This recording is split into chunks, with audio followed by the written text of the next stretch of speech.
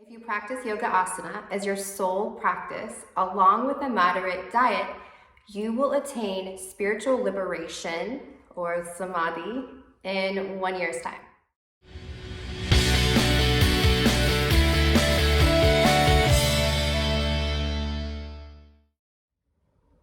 I'm Jackie Gladney, and I'm the owner of Modern Mindfulness School.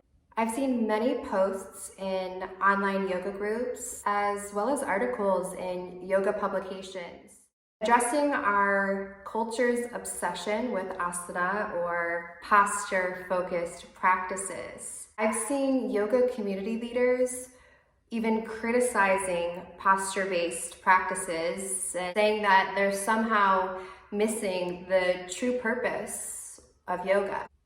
Yoga's history is widely accepted as being prehistoric. And while none of us can criticize its richness, we are limited as far as historical documentation. Adding to that confusion, most modern-day yoga teachers only study one philosophical text during their teacher trainings, the Yoga Sutras of Patanjali. And in this text, there are 196 sutras. Only 3 of them are focused on asana. So it's easy to see why modern yogis are being criticized for their asana-based practices, but those criticizing are actually incorrect. Ancient yoga philosophical texts clearly lay out asana-based practice. If you practice yoga asana as your sole practice, along with a moderate diet, you will attain spiritual liberation, or samadhi, in 1 year's time. I want to be very clear that I am not saying that asana-based practice is better than any other yoga. There are many, many different ways to achieve spiritual liberation and many different paths of yoga to get there. And Hatha yoga is one of them. Hatha yoga is a tantric system that harmonizes the mental and energetic bodies through the physical body. Asana comes before pranayama, before the yamas and the niyamas, and it is the most important and only necessary practice to reach liberation.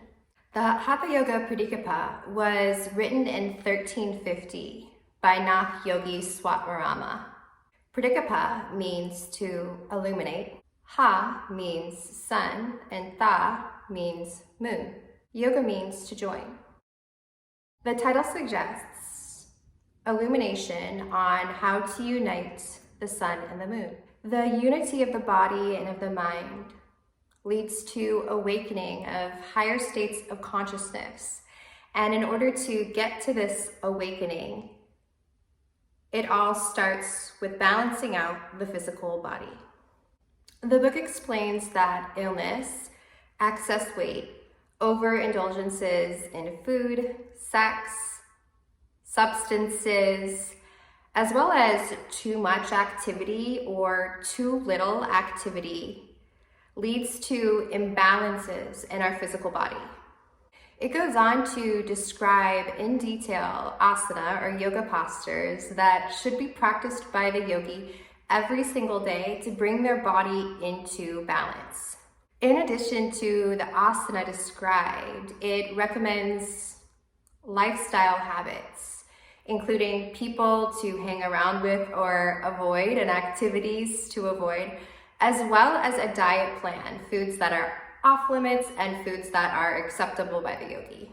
It's through the practice of asana and yogic lifestyle that the yogi's body is purified. In turn, the yogi's mind and energy body are purified as well. The yamas and niyamas begin to happen naturally. The yogi's ego dissolves and spiritual liberation is attained.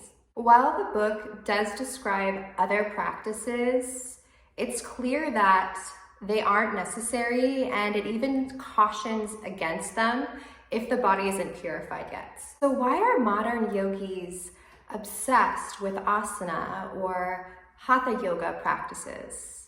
In my opinion, Hatha Yoga works, and it's medicinal to a very toxic culture. We overeat a diet that is high in processed fats, preservatives, and animal flesh. And our diets aren't really nurturing us, but they're poisoning our bodies.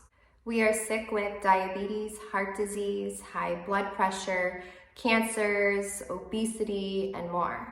Our healthcare system treats symptoms with medications, and many of us self-medicate with substances. Many of us sit at a desk all day while others over-exercise and crash diet, which leads to burnout and to injuries.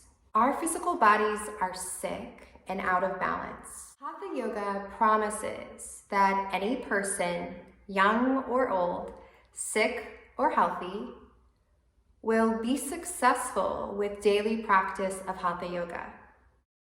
I first observed the changes in myself when I committed to daily practice 14 years ago, and have since seen the changes in thousands of my students over the course of the last 12 years. Here are my observations of the changes of the yogi on the Hatha Yoga path. Daily asana practice, along with pranayama, or the breathwork practice during asana, increases the digestive fire, the agni of the yogi. The yogi's body temperature, metabolism, and thirst increase, leading to better hydration and the loss of excess weight. Food hangovers from overindulgences in super fatty or flavorful foods, as well as hangovers from alcohol and substances, make practice almost unbearable.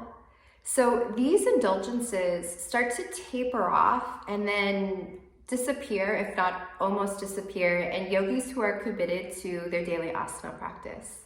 In less than 6 months, for most people, their weight is restored to a healthy range and their eating habits transformed. The yogi increases their physical intelligence due to the focus on their alignment in each posture every single day. Their diaphragm strengthened and their lungs stretch like elastic thanks to the practice of pranayama. These benefits spill over from asana practice, and the yogi is now carrying themselves better and flooding their system with fresh oxygenated blood 24 hours a day.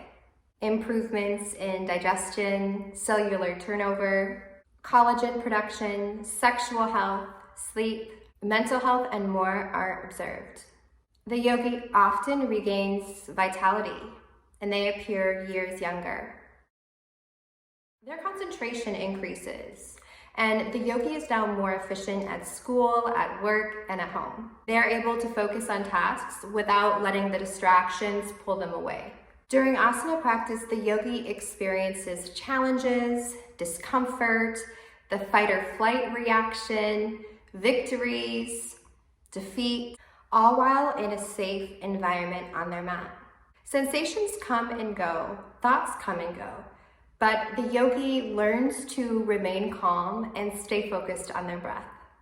This mental strength follows them off of the mat, and the yogi is now less affected by life's problems, by other people, and at peace more of the time.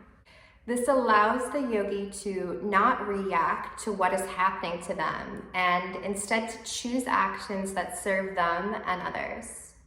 The yogi's awareness increases. They are aware of how they're feeling and of their thoughts. The yogi's life continues to change, and oftentimes they switch careers, they move, and change who they're hanging around with.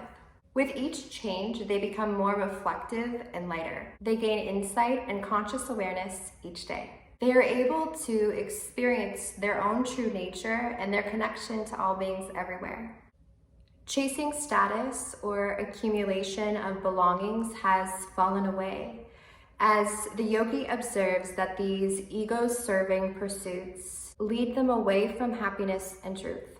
They are kind, truthful, content, giving, minimal, strong-willed, aware of their energy, and more spiritual than ever before. It doesn't matter what initially brought them to yoga asana practice and what gave them the strength to commit to a daily practice. For many, their intentions initially weren't pure. To have a sexy body, to meet members of the opposite sex or same sex, to appear woke. Impurities, including intentions, are burned away, and what remains is pure source light. They are more sensitive, goofy, and innocent, their childhood personality being restored. They experience psychic phenomena or even strengthened senses. I can explain samadhi as beginning in waves. Moments of clarity, pure joy, energy, coming straight from light source and really just rocking your world. These moments happen more frequently and the excitement wears off a little bit. Yogi is existing in a peaceful, connected state more often than not. In modern times, this is when integration from the practice of Hatha Yoga is complete. If we lived in a different world, a world where the average diet consisted of more grains, fresh fruits, and vegetables, and where medicine was more focused on healthy living rather than treating symptoms of illness, I believe that our yoga practice would look different. I don't think that there would be a yoga studio on every single corner and yoga asana practiced at every gym. Our bodies would be more in balance and more of us would be experiencing things like spontaneous meditation. Our yoga would look more like the practices that we read about in the Yoga Sutras of Patanjali. It would be focused on the metaphysical and consist of more chanting and mantra. I believe that the practices that are utilized by the yogi to escape the wheel of suffering are a reflection of the world that the yogi lives in. There are many different yogas and many paths that lead to spiritual enlightenment. And the path of Hatha Yoga is one of them. It's a path that's being utilized by so many people around the world today. While yoga can be so much more than the practice of asana or postures, it doesn't have to be to receive all of the benefits of the yogic path.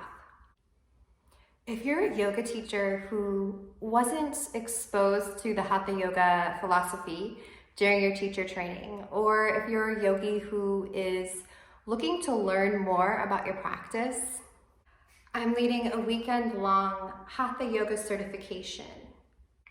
Asana Labs will take us deeper into each posture described in the Hatha Yoga Pradipika. We'll cover the yogic lifestyle and diet recommendations, pranayama, and cleansing techniques. We'll also cover tantric sexual practices. All of the postures are done from sitting or from laying down. So if you're looking to teach a floor-based practice, this training will be suitable for you.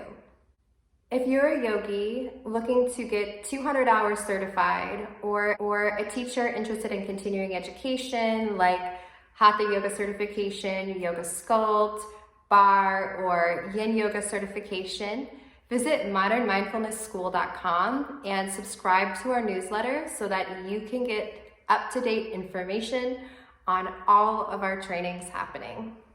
Thanks for watching this video. Hopefully you have a deeper understanding of Hatha Yoga or posture-based practices, and I hope to see you again soon.